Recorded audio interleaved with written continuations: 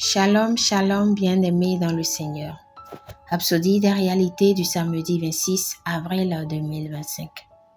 Notre thème d'aujourd'hui est la reconnaissance de sa Seigneurie. Alléluia. Pasteur Christ partage avec nous sur ce verset, Romains 10, verset 13. Car quiconque invoquera le nom du Seigneur sera sauvé. Gloire à Dieu. Dans notre étude précédente, nous avons passé en revue le fait que notre autorité en tant que chrétien vient du ciel. Nous gouvernons du ciel. Cependant, le fondement de l'exercice de cette autorité est enraciné dans notre foi et notre relation avec Jésus-Christ. Le nom de Jésus est au cœur de notre salut et de notre autorité divine.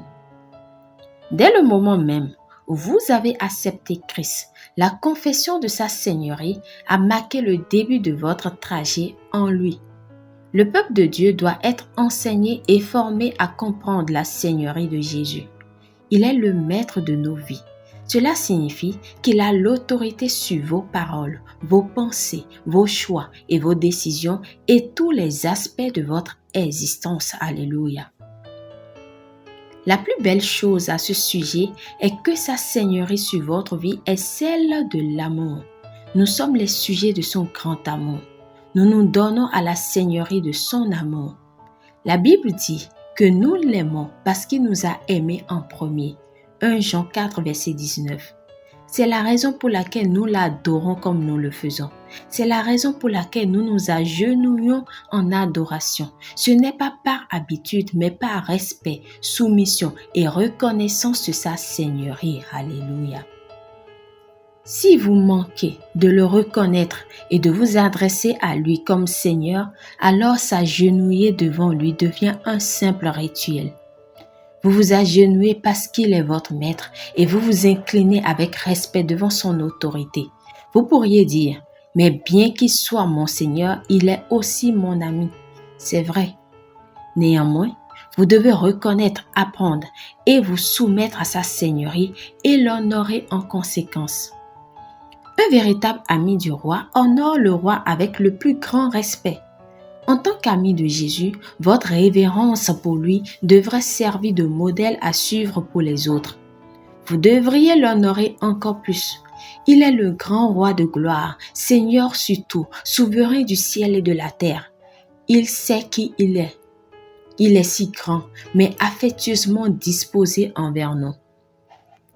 Il a dit à ses disciples, « Si donc je vous ai lavé les pieds, moi le Seigneur et le Maître, vous devez aussi laver les pieds les uns des autres. » Jean 13, verset 14.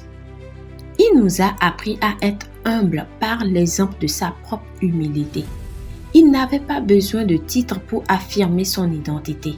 Sa Seigneurie est inhérente. Honorez-le avec votre vie. Honorez-le dans votre adoration et vos actions. Alléluia. Béni soit l'Éternel. Prière. Cher Seigneur Jésus, je reconnais ta Seigneurie sur ma vie.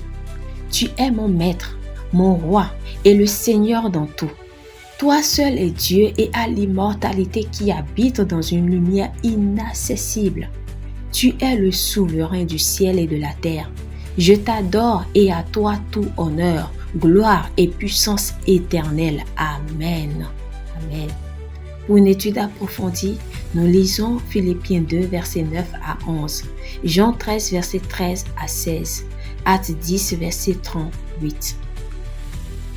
Quiconque invoquera le nom de l'Éternel, le nom de Jésus sera sauvé. C'est pour ça qu'il est important que vous confessiez la Seigneurie de Jésus-Christ. Si vous n'êtes pas encore né de nouveau, je vous invite donc à faire cette prière de tout votre cœur, de manière à vous entendre. Prions. Ô Seigneur Dieu, je crois de tout mon cœur en Jésus-Christ, Fils du Dieu vivant. Je crois qu'il est mort pour moi et Dieu l'a ressuscité des morts. Je crois qu'il est vivant aujourd'hui. Je confesse de ma bouche que Jésus-Christ est le Seigneur de ma vie à partir d'aujourd'hui.